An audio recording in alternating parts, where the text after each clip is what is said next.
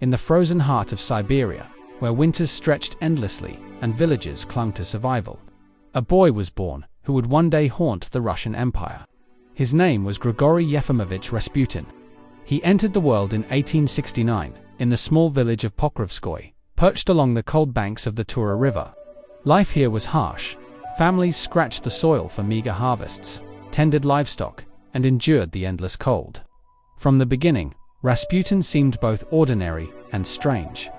Accounts of his childhood paint him as a wild, unruly boy. He ran through the streets, barefoot, dirty, often in trouble. Neighbors whispered about his piercing stare and restless energy. He was uneducated, like most peasants of the region, and illiterate for much of his early life. Yet there were rumors that he possessed a kind of uncanny intuition, that he could sense things others could not. Still, in his youth, he was far from a holy man. He drank, brawled, and carried a reputation as a troublemaker. What changed Rasputin's path was not a single revelation, but a growing dissatisfaction with his life. In rural Russia, spiritual belief ran deep. Villages centered around their Orthodox churches, icons glowed with candlelight, and priests guided communities through famine, sickness, and long winters. Rasputin began to feel pulled toward this world of devotion. Some say it was after a vision of the Virgin Mary. Others believe it came when he fell seriously ill and survived against all odds. Whatever the cause, by his mid-20s, Rasputin abandoned his reckless youth and sought religion with an intensity that startled those who knew him. He married a local woman, Praskovia, and fathered several children, but family life did not anchor him. Instead, he became a wanderer, consumed by the idea of salvation. Russia at this time was full of religious pilgrims, peasants who left their homes to walk from monastery to monastery in search of spiritual truth. Rasputin joined them, clad in ragged clothing, unwashed, his beard growing long and wild. He trekked through frozen forests, across rivers, and along muddy roads. These journeys hardened him. He spent nights in barns, begged food from peasants, prayed for hours in front of icons, and sought blessings at remote shrines. In this rugged life, he developed the charisma that would later define him. His voice carried weight, his gaze seemed to bore into the souls of those he met, and his sheer conviction left an impression on both peasants and priests alike. Villagers whispered of miracles. They said he could heal animals with a touch, predict storms, or soothe troubled minds with prayer. Whether these tales were exaggerations or not, they built his reputation. In Russia's countryside, where medicine was scarce and superstition thrived, such stories mattered. People craved signs of holiness in the everyday. To them, Rasputin was not just a wandering pilgrim, he was a man chosen by God. Word spread of his intensity, his willingness to suffer hunger and cold, and his power to inspire.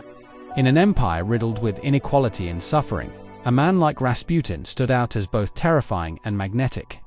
Visually, we can imagine him trudging through endless Siberian snows, his coat torn, his eyes blazing with conviction.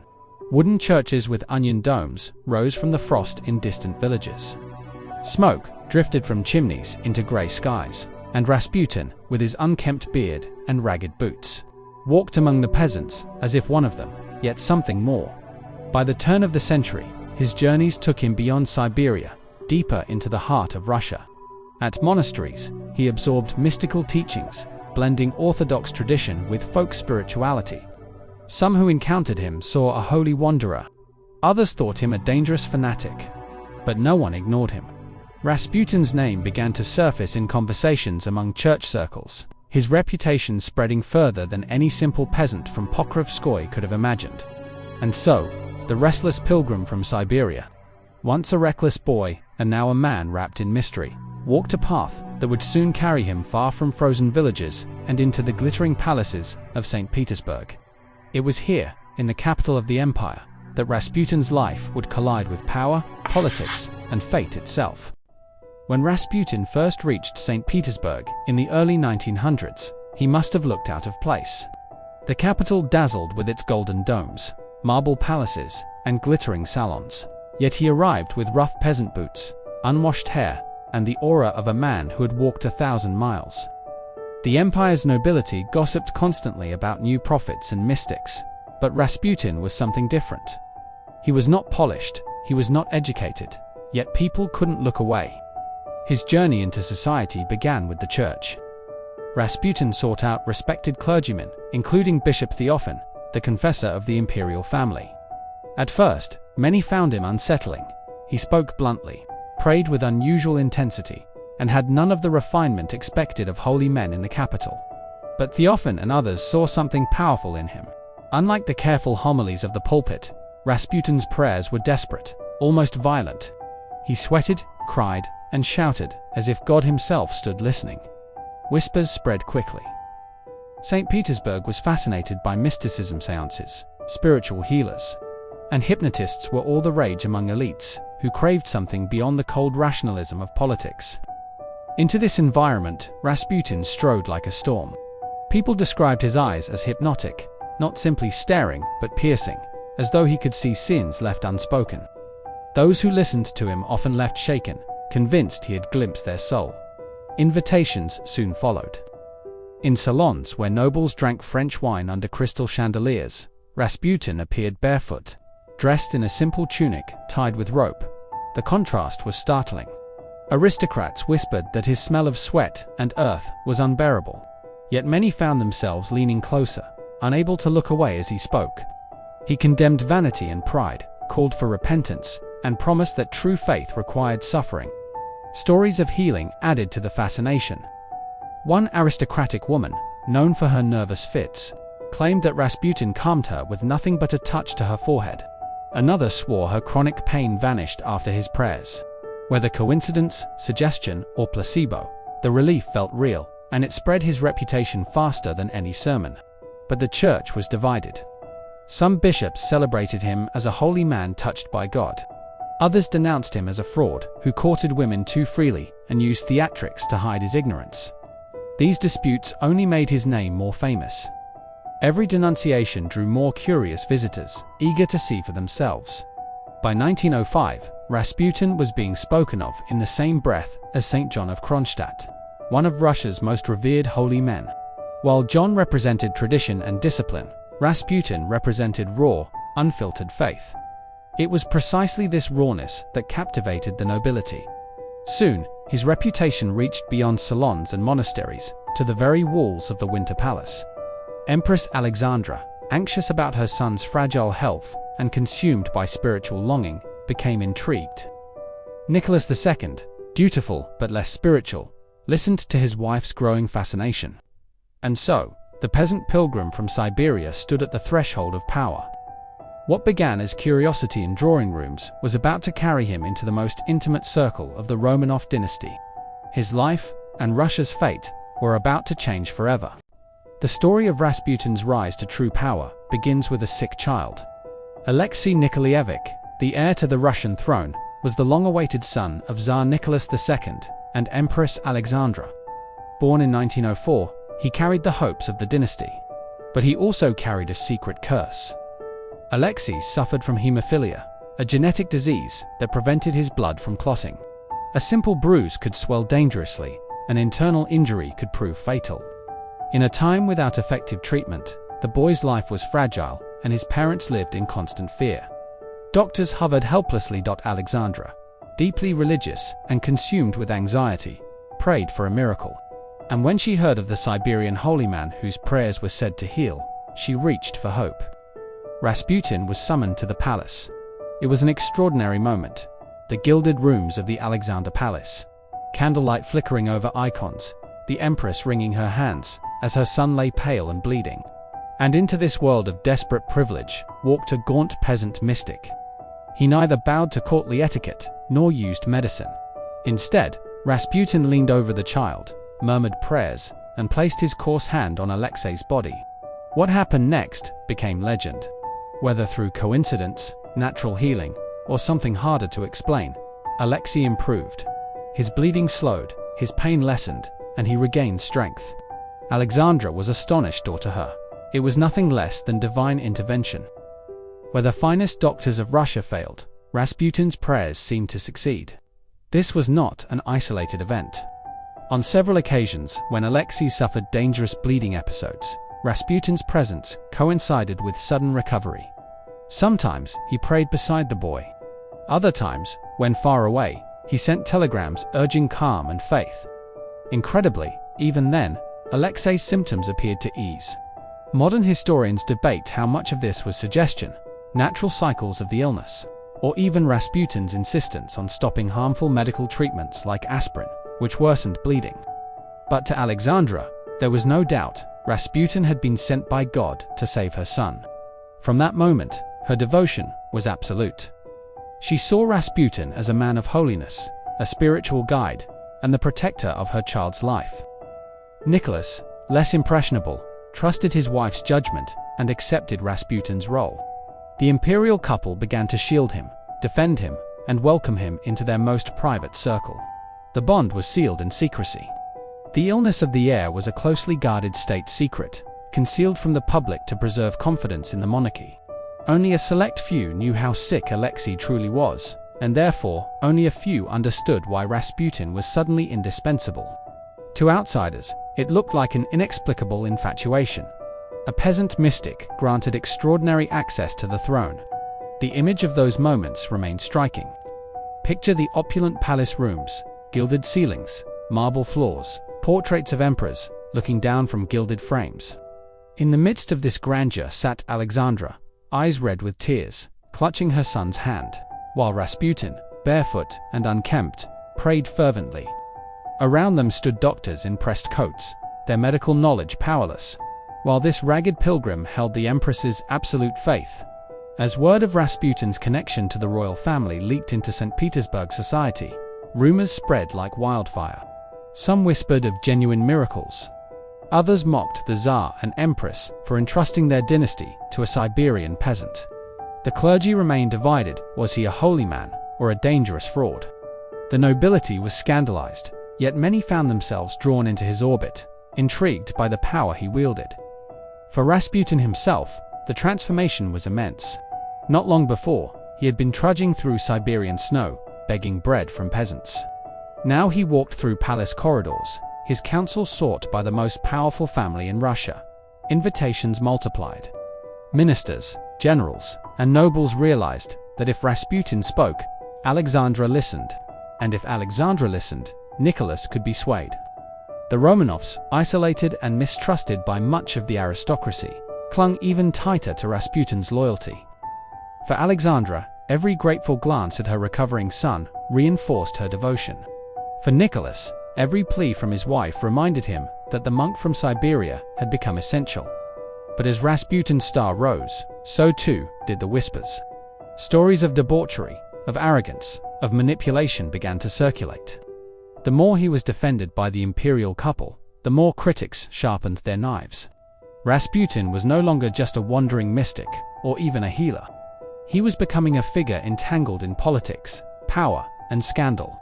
And as Russia moved closer to crisis, the presence of Rasputin at the heart of the monarchy would soon ignite a storm that neither he nor the Romanovs could escape. As Rasputin's influence grew, so too did the storm of scandal that surrounded him. St. Petersburg society was quick to turn whispers into wildfire, and the mystic became the city's most controversial figure. Critics accused him of drinking to excess. Stories circulated of Rasputin stumbling home through darkened streets, singing folk songs in a drunken haze, his cassock stained with wine. Others whispered of secret gatherings where aristocratic women came to him for spiritual guidance that quickly turned physical. Some nobles even claimed their wives and daughters had been healed through intimacy with him. The truth was impossible to separate from invention, but the rumors were irresistible. One widely repeated tale told of a titled lady who visited his quarters late at night. Servants noticed her jeweled cloak abandoned outside the door. When she emerged hours later, she looked shaken, muttering about salvation and sin. For his enemies, this was proof of corruption. For his admirers, it was a sign of holy power, a man willing to use even sin to lead souls toward redemption. The newspapers turned these stories into sensational headlines. Caricatures depicted Rasputin as a lecherous monk whispering into the Empress's ear, or as a demonic figure pulling the strings of the throne. One cartoon showed him as a spider, sitting fat and hairy at the center of Russia's web.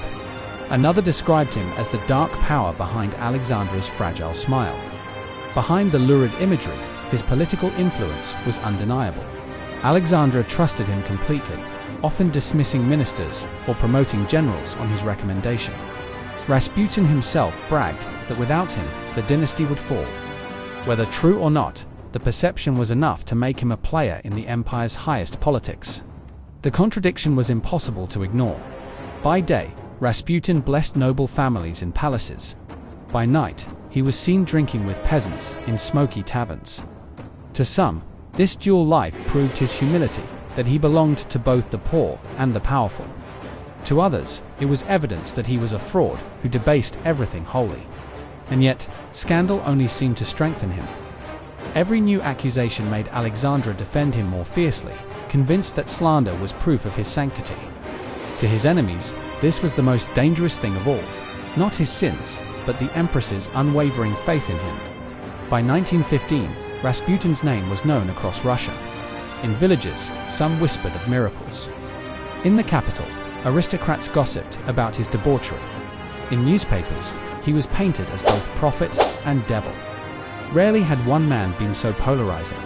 And as the empire lurched deeper into crisis, whispers turned to plots. In gilded salons and shadowy backrooms, nobles agreed on one thing: Rasputin had to be removed, permanently. By the time the First World War engulfed Russia, Rasputin had become more than a man. He was a symbol. To supporters, he was a holy protector of the Tsar's family. To enemies, he was the rot at the heart of the monarchy. The church condemned him from pulpits, calling him a false prophet. Politicians accused him of corrupting appointments and sabotaging the war effort. Soldiers at the front cursed his name after every defeat, convinced that a drunken mystic was influencing their generals. For hungry citizens in Petrograd, his name became shorthand for everything wrong with the empire. In 1914, fury boiled over. While visiting his home village of Pokrovskoye, Rasputin walked toward the church when a peasant woman named Kionia Gaseva lunged at him with a knife. Fanatically religious, she believed he was the Antichrist. The blade drove deep into his stomach. Rasputin collapsed in the snow, clutching his bleeding gut. For weeks, he hovered near death. His intestines were torn, infection spread, and doctors doubted he would survive. Yet somehow, he endured. Alexandra sent frantic telegrams, praying night and day. Against all odds, Rasputin recovered. He returned to St. Petersburg, gaunt and scarred, but alive. To his followers, this survival was miraculous. To his enemies, it was maddening proof that even death seemed unable to claim him. The image was unforgettable. Rasputin pale and sweating in bed. Priests praying at his side, while outside Petrograd seethed with strikes and protests. It looked as if fate itself protected him. But survival only hardened his enemies. By 1916, Russia was unraveling. Soldiers deserted en masse. Bread riots filled Petrograd's streets. Nicholas was at the front, leaving Alexandra to govern with Rasputin at her side. To nobles and ministers, this was intolerable. In whispered meetings, aristocrats and politicians concluded what slander and stabbing could not achieve. Rasputin had to die, and this time they would make sure he never returned. December 1916, in the lavish Moika Palace on the banks of the Neva, a group of conspirators prepared to end Rasputin's life. At the center was Prince Felix Yusupov, joined by Grand Duke Dmitry Pavlovich and several disillusioned politicians. They believed killing Rasputin would save Russia and the monarchy. Rasputin was invited to the palace late at night, under the pretense of meeting Yusupov's wife. He was led into a basement chamber, lit by candles, decorated with rugs and icons. On the table lay cakes and wine, both laced with cyanide. The conspirators expected him to collapse quickly. But Rasputin ate and drank, laughing and chatting, seemingly unaffected. An hour passed, then two. Panic spread. Had the poison failed? Yusupov, trembling, retrieved a revolver and fired into Rasputin's chest. The mystic collapsed. Believing it finished, the conspirators celebrated upstairs. But when Yusupov returned, Rasputin stirred. With shocking strength, he rose and lunged, eyes blazing. The prince fled in terror as Rasputin stumbled into the courtyard. There, another conspirator fired again, striking his back and head. At last, he fell. Still uncertain, they bound his body and dragged it to the frozen Neva River. Smashing the ice, they dropped him into the black water.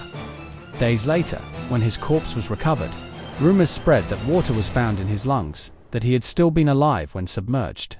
True or not, the legend was set. Rasputin was the man who refused to die. The scene was like theater. Gilded halls, echoing with gunfire. A bloodied mystic staggering across marble floors. The icy river swallowing him whole. His death became as contested and mythic as his life. But the conspirators' triumph was hollow. Killing Rasputin did not save the monarchy. It revealed just how weak it had become. Within months, the empire itself would collapse. When Rasputin's body was dragged from the icy Neva, his enemies rejoiced. But the effect they hoped for never came. For Alexandra, his death was shattering. She believed God had sent him to protect her son. Now, she wrote frantic letters to Nicholas, calling the assassins traitors and begging him to punish them.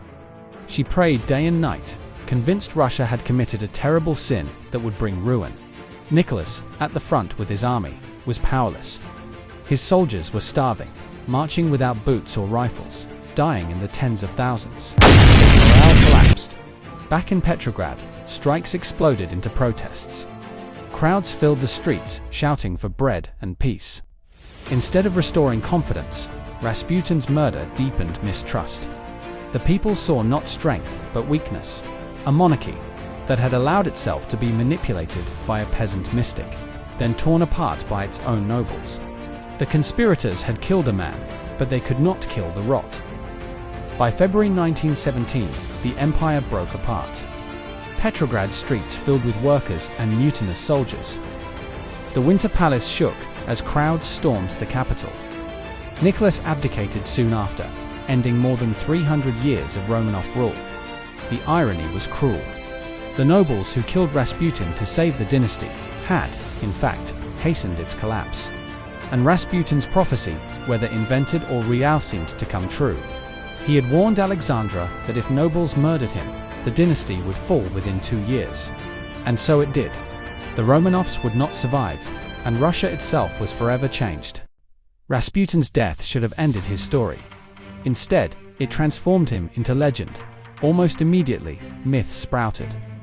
Some swore he had predicted the Romanovs' destruction. Others insisted his corpse showed signs of survival after poison, bullets, and drowning. Fact and fiction blurred, creating the enduring image of a man impossible to kill. Western newspapers seized on the story. In Britain, he was painted as the villain who corrupted the Empress. In America, headlines called him the mad monk who toppled an empire. His piercing eyes, captured in photographs, were reprinted endlessly, reinforcing his eerie mystique. In Soviet Russia, Rasputin became propaganda. Films and posters of the 1920s portrayed him as a grotesque parasite feeding on the monarchy. He was the perfect symbol of the Romanovs' decadence. Over time, Rasputin's image escaped history and entered culture. A 1932 Hollywood film cast him as a hypnotist seducing noblewomen. Later, novels turned him into a sorcerer. In 1997's animated film Anastasia, he appeared as a literal undead villain, kept alive by dark magic. In music and cartoons, he became shorthand for both danger and comedy. Few historical figures have been so endlessly reshaped. Historians continue to debate him. Was he a healer who genuinely eased Alexei's suffering? A charlatan who exploited desperation? Or simply a flawed, contradictory man caught in the machinery of history? Visuals of his legacy are everywhere. Faded photographs, Soviet caricatures, modern dramatizations. Each version tells more about the storyteller than about Rasputin himself. And perhaps that is the real lesson. Rasputin's power came not just from what he did, but from what people believed about him. Rumors built his reputation in life and preserved his legend in death. In our own time, when misinformation spreads instantly across screens, his story feels uncannily modern. Rasputin endures, not as he was, but as the myth others made of him, a reminder that legends once born can outlive the truth forever.